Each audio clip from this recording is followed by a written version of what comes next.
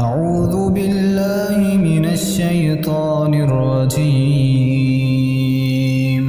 بسم الله الرحمن الرحيم.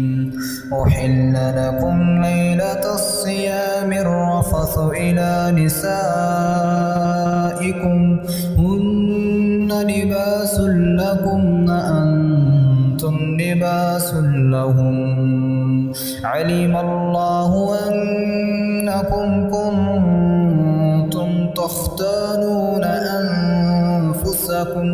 أنفسكم فتاب عليكم وعفى عنكم، فالآن باشروهن وابتغوا ما كتب الله لكم، وكلوا واشربوا حتى يتبين لكم الخيط الأبيض من الخيط الأسود من الفجر، ثم أتموا الصيام إلى الليل، ولا تباشروهن وأنتم عاكفون في المساجد، تلك حدود الله فلا تقربوها، كذلك يبين الله آياته للناس لعلهم يتقون.